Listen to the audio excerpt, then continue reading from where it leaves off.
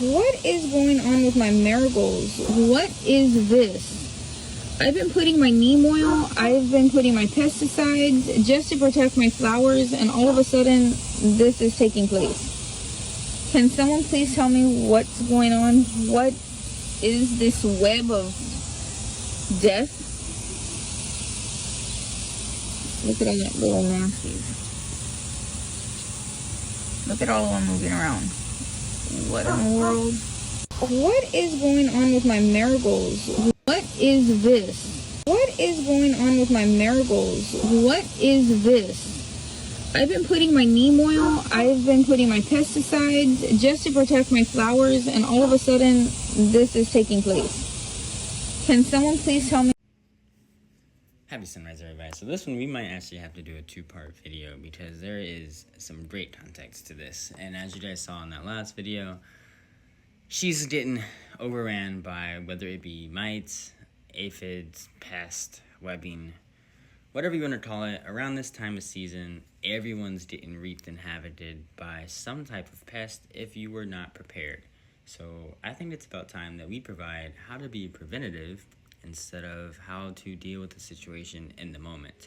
So if we can find a way to be able to use Neem correctly, I think that we need that. I think it's about time that we benefit a video on how to apply Neem correctly so we don't have to deal with all of this craziness anymore. So we're definitely going to put something together. I hope this really does help, and we're going to try to make this a two-part video. So let's go ahead and see if we can add this together. Let's do it. Okay, unfortunately, one of our videos got cut off, but we're going to do our best to remember what we said. And yes, looking back at this, so this is a friend on TikTok, and she had posted that she had got her marigolds reaped by these spider mites.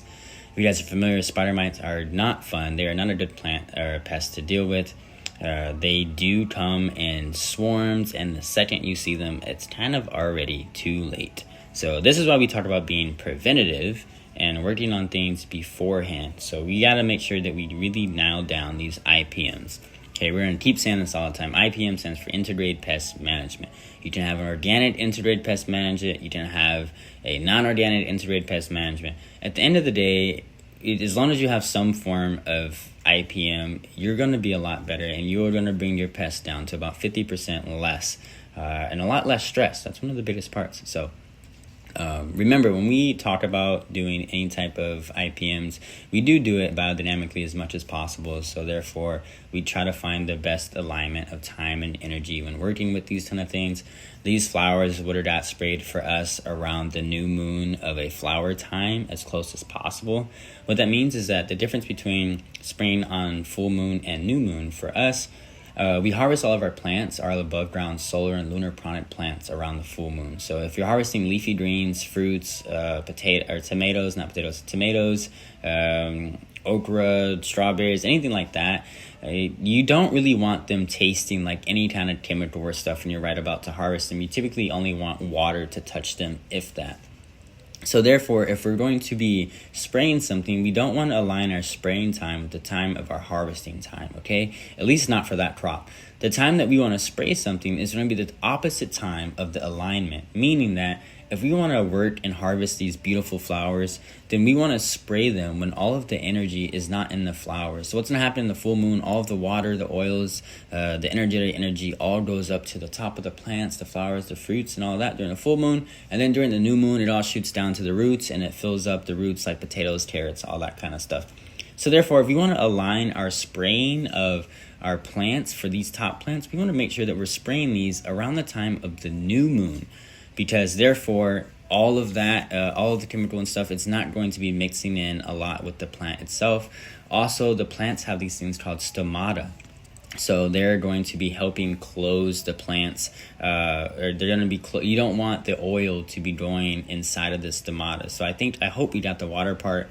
We talked about water in our plants is the first thing that you need to do when you're setting up your IPM. So the first stage one is going to be water your plants. Why? Because that's going to close the stomata before you are going to start spraying your plants. So all the practices are really important. So we do this during the new moon if you're spraying the above plants. Okay, I hope that helped, and I hope I answered the rest of the questions and I didn't forget anything to the last video that deleted. So if there is questions that you guys have, or if there's like, hey, I feel like there's a step missing, let me know. I'm going to try and really just rub off the steps right now, and I'm going to repeat them after. So this is just the input video that we had to make sure I got most of it. So you're going to be watering your plants. You're going to choose things from the new moon. You're going to make sure that the neem oil you use is hot when you do it.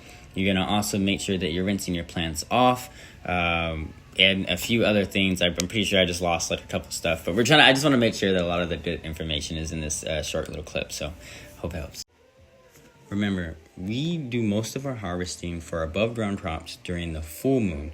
So this isn't really a time to spray something on the plant to kind of like clean it and keep pests off of it and stuff. You typically, when you're about to harvest, you only really want to spray water on your plant. If not, nothing. If you have a really good system and you have a really good way to do it, you would harvest your plants and you don't have to wash them off because you have a really nice system. If you don't have that, then we want to make sure that we're aligning the time that we are going to spray neem with our cycles of either energy or our cycles of watering. So now that we know when to spray the neem, we're going to end up doing spraying neem from our new moon, as close to new moon as possible. Okay, that's the best time to do it. Now we get to talk about the time of day. The time of day that we're going to spray this neem is always going to be sunset. Why is sunset important? Let's break it down. Sunset is important when we're spraying neem because neem is a oil. It is a type of oil that people forget is an oil. It's the same thing. You can use it, organic neem, you can use it on your skin, your hair. You can use it all over your body. It's even consumable in small doses. And we'll get into that later. So because of that, neem acts as an oil. We have to think about what happens to oil outside, or what happens when we heat oil. In any other situation, when we start to heat oil, it's going to burn, okay? It's going to burn, it's going to intensify. That's what's going to happen. Most people I see on here typically use their neem oil midday or in early mornings. Ideally, this would be fine if we lived in maybe other situations in other places. However, being in Arizona, the second we put that neem oil and the water dries off, you are left with dry neem spots on top of your plants. Once the sun comes out midday, you are exposing oil on top of your plants, which is going to lead to a chemical burn. Okay, this is very prominent. I see this all the time. I see people talk about their neem or their plants that were not doing so good. They sprayed neem, they came out the next day, everything's havoc. And it looks 10 times worse than what everything did before. Common. The reason being is because the heat afterwards expressed all of that oil and burned the heck out of the plants. Typically all around it because you guys soak the plants. So how do we solve this? One easy way is that we choose to spray the plants towards sunset. Right after the hottest time of the day, sunset. But there are preparations to that too. First preparation, water your plants. Okay, we need to make sure that all the plants are completely watered preferably from the bottom. You don't have to spray the top of the plants. It's not needed. A great wash off is always great. But what we're doing is we're trying to make sure all of the plants had an adequate amount of water before we go into the applications spraying. The reason why is because plants have stomatas. They have holes on their leaves where they're able to uptake water when they are thirsty. The first water you give a plant after it's had a full day, it's going to drink whatever you give it. So therefore, we want to minimize the plant trying to uptake the neem water as much as possible. Not saying that we're going to get 100% successful at anything, but once you allow your plants to drink water, they are going to fill themselves up and not seek any more water as much after. This allows you for when you spray your plants with neem, the neem oil and everything is going to stay on the leaf, and it's going to have as much as possible of mixing in between the plant veins and going inside the plant itself. Now, plants typically are always going to take some type of stuff, but they have to work even harder to filter out the neem and to be able to carry the water inside of their cells. So we water our plants before we do neem. We're making sure we're doing it at the sunset. Okay, we're aligning as much as possible with the new moon because, again, we want the energy of the plants to be down the roots. What do we talk about? In the full moon, all of the energy is above in the fruits and the flowers and all that. In the new moon, all of the energy, sugars, and oils are inside of the ground and the earth. So therefore, during the new moon, it's a perfect time to spray the top of the plants because all of what we need is in the bottom of the plant. So we're kind of ignoring the top of the plant and just taking care of it. We do this systematically weekly, monthly, whatever your cycle are. If you follow the moon cycle, then you're always going to at least do this once a month. Now that we've sat here, we've got our whole preparation ready, we got everything doing, we're about to spray the neem. A couple more tips. Warm water, okay? Warm and hot water. I like to boil my water and mix in either 1 part boiled water, 1 part lukewarm, or a little bit more boiled water to the lukewarm. You need hot water. Neem is an oil. Oil and water don't mix. We see this a lot as well when people show us their application rate. We ask them to open their bottle at the end and show us what it looks like. And typically all the neem is inside of the bottle by the end of it. Yes, they sprayed the entire bottle, but there was not enough of mixing ratio to actually apply it. I have heard some people who do the tiny bit of dish soap plus the neem to have agitators. So therefore you have, I believe it can break down. I do not know this scientifically and chemically, so don't quote me on that one. I would have to make sure that the soap isn't countering the neem. I don't know for sure, but I feel if you just had 1 drop of dish soap compared to a tablespoon of neem and like 2 gallons of water, that sounds great.